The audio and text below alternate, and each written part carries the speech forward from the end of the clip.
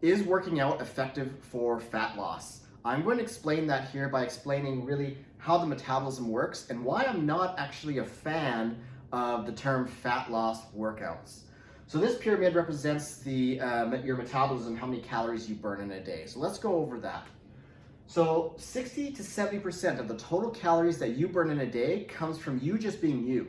So if you were to just Netflix and, or chill and watch Netflix all day long, 60 to 70% of the calories you burn is coming from there. And it's called your basal metabolic rate. So that accounts for like your organs, your respiration rate, your brain function, all that kind of stuff, including your lean body mass and bone density, all that stuff. You're just makeup as you as a human being. So that's where the bulk of your calories are going to go to. Survival.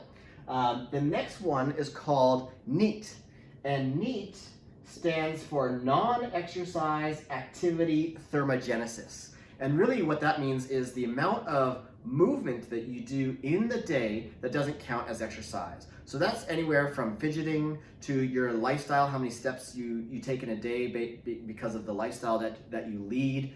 When you go to a grocery store, do you strut and move quickly, or do you kind of walk a little bit sluggishly? All those little movements add up to about 10 to 20% of the total calories you burn in a day.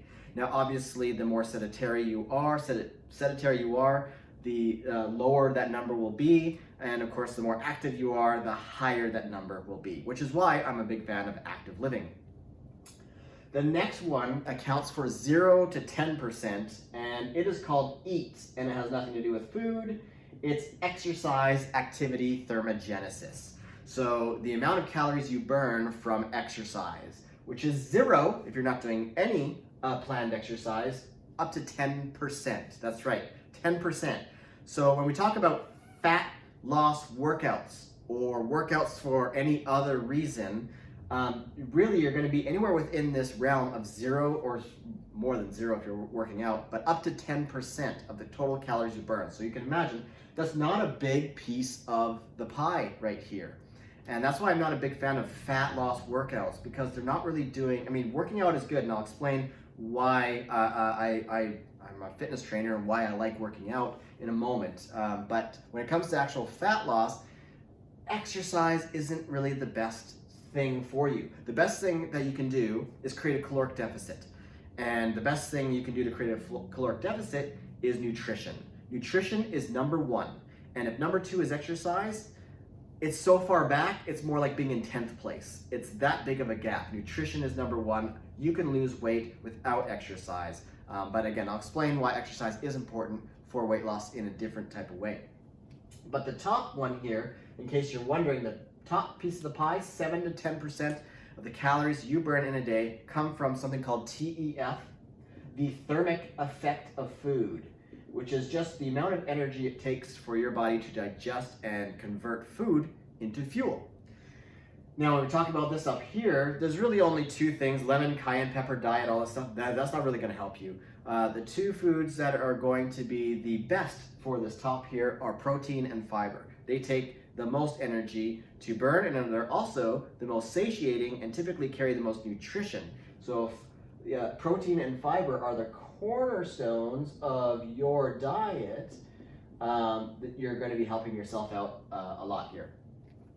Now let's get back to exercise. Why is exercise important if it's not really going to make that big of an impact on weight loss? Well, there's a bunch of reasons why. Number 1, not everybody is looking for just weight loss. And when we're trying to get healthier and in better shape, it's not just about the waistline, or at least I'm hoping it's not. I'm hoping it's about improving your quality of life and living a type of life where your body isn't restricting you from doing anything that you want to do in life. And in order to do that, we need to be well conditioned. Here's the thing about exercise. Exercise can increase what's called your lean body mass. That's your muscle mass, your bone density, whatnot. And that can play a small role in increasing your basal metabolic rate. Not a whole lot, but it does help. So it can actually help prevent the 5-pound weight gain per year that might be happening as we get a little bit older. The other thing about exercise is it helps to improve our blood circulation. It helps to improve our strength, our bone density, our muscle mass. All those things equate to less risk of injury, greater mobility, greater strength, greater ability to do the things that we want to do in life, to move better. So if you want to play with your grandkids, if you got to get up and run really quickly because you got to catch your cat who got out to the side or something like that, or run after your grandkids, then exercise is going to be an important part of that. The other thing that exercise can do, and there's a couple things. Number one, it can improve your NEAT.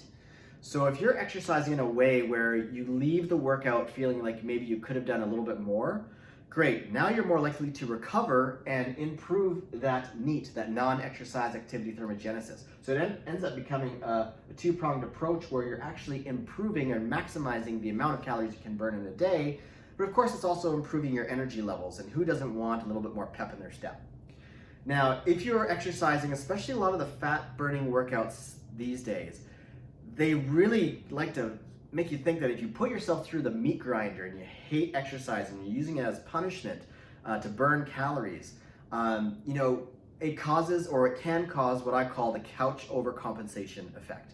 You work out so hard that you're just gonna go lie down on the couch for a couple of days. What happens, you actually end up moving less overall throughout the week because you're spending so much time recovering from those grueling workouts that you're not actually getting in ahead of the game in terms of calorie burn. But you're also not necessarily getting ahead of the game in terms of fitness. You might be actually working out less frequently throughout the week as a result of those grueling workouts. So I'm not a big fan of those grueling workouts. You can do any type of workout that you want if you enjoy it, and if you're recovering from it, you can do it more frequently, which is going to improve your fitness a lot better. So that's basically how that all works and why it's important to exercise. But when it comes to weight loss, while exercise can help, nutrition is by far number one. You have to be in a caloric deficit. Doing that through nutrition is going to be your best bet. If you have any questions, you have any comments, let me know. I'm happy to discuss. I'm happy to help you. That's what I'm here for. My name is Robin Mungal, and I'm here to serve you.